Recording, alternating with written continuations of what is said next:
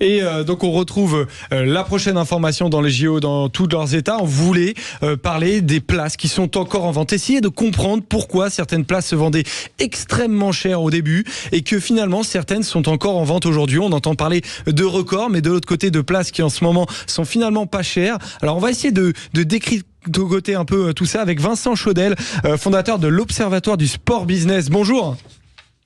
Bonjour. Alors déjà, la question un peu provoque, Vincent Chaudel.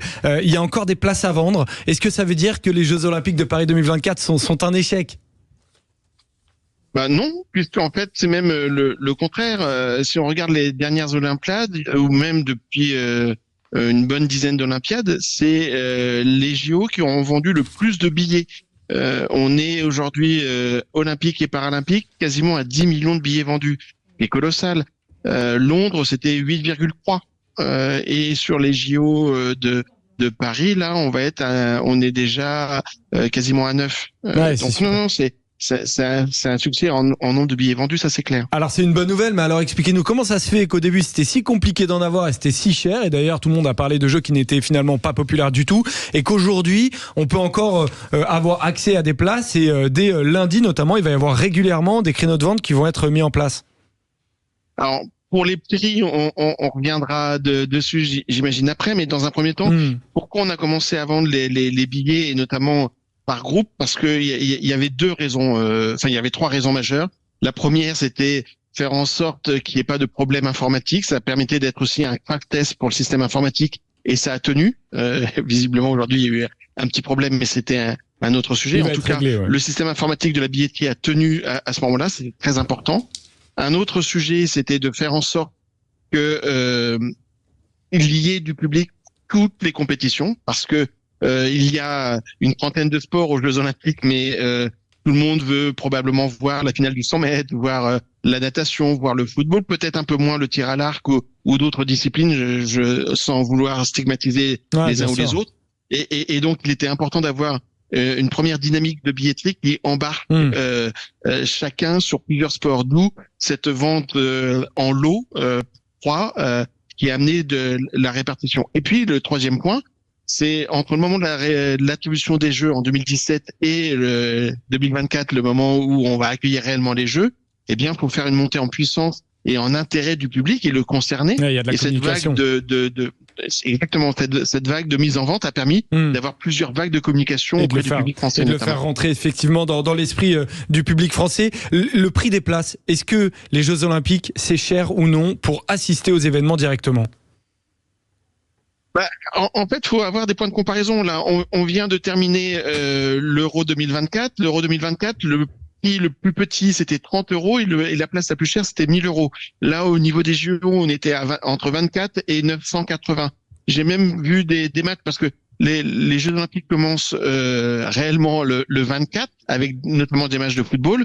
Un Argentine-Maroc, on pouvait avoir des places à 15 €. Argentine-Maroc, c'est une belle affiche. Évidemment, si on veut voir la finale du 100 mètres en athlétisme ou la finale du 50 mètres nage libre, c'est plus cher.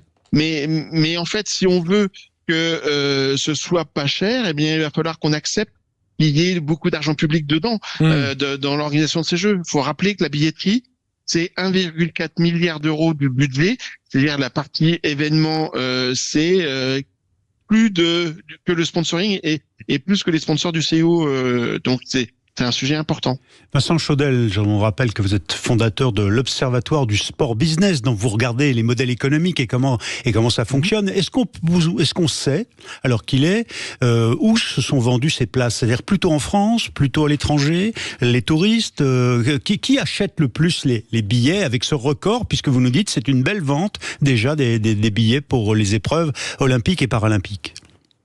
La réalité, c'est que oui, il y a forcément beaucoup de billets qui sont vendus au niveau national, mais il y a aussi beaucoup de billets qui sont vendus à l'international, et notamment pour les délégations qui ont un pouvoir d'achat important, et donc on peut penser aux Américains ou à ce type de nations, et deux, des nations qui ont une force sportive importante, c'est-à-dire une espérance de médailles importante.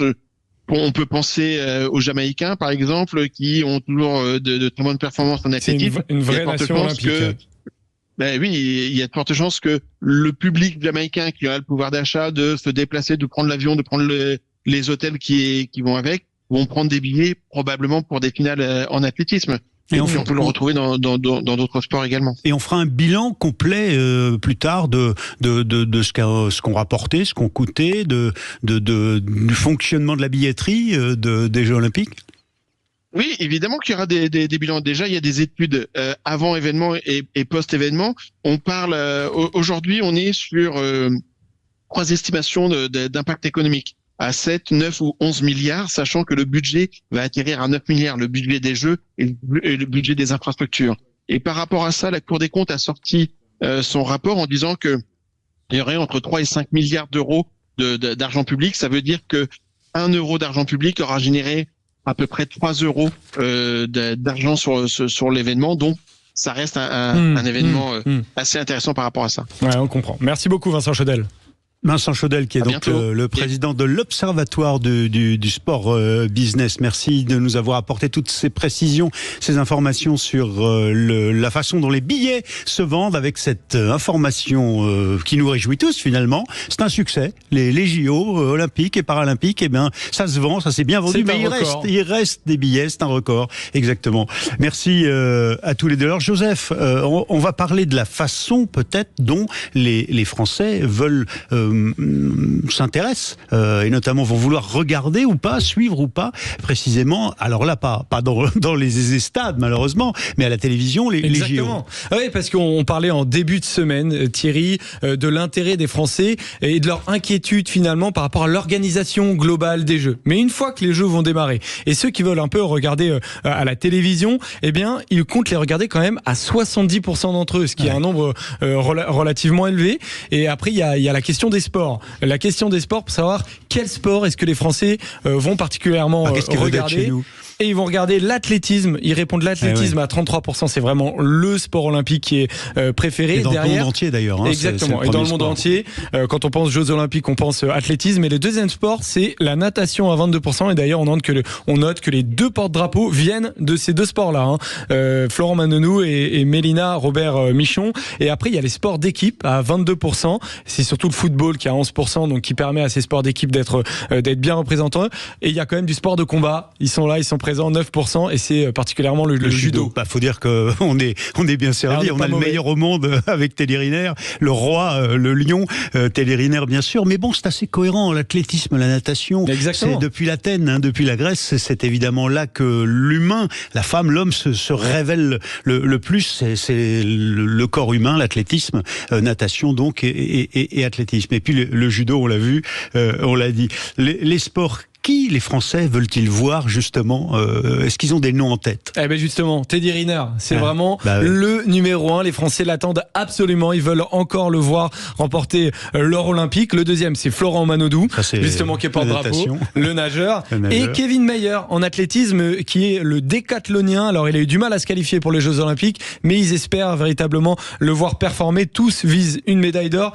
Et notre Antoine Dupont, Sud Radio, on est la radio du rugby, il arrive quand même 4e, c'est une belle place. Avec le rugby à 7. Ce qui me gêne, c'est là, je veux pas faire du politiquement correct à outrance, mais quand même, il n'y a pas une femme qui est citée là, dans cette bande-là, dans ces 4-là. Effectivement, alors il y a Mélina Robert-Michon au lancer du disque qui est à 1%. Voilà, mais effectivement, c'est plus les hommes qui sont attendus que les femmes. Et Clarissa Agbenienou, la judokate, qui est très attendue aussi. Ouais, puis elle a des vraies chances et on la soutient moralement, on est derrière elle, parce que là, ça va être très très important. C'est l'alter ego de Teddy Riner, peut-être du côté largement des femmes. Merci Joseph Ruiz, merci à tous. C'est pas fini, on se retrouve pour la suite avec Jean-François Lamour, grand sabreur, grand champion olympique, ancien ministre des Sports, qui est avec nous pour parler de la trêve olympique dans quelques instants.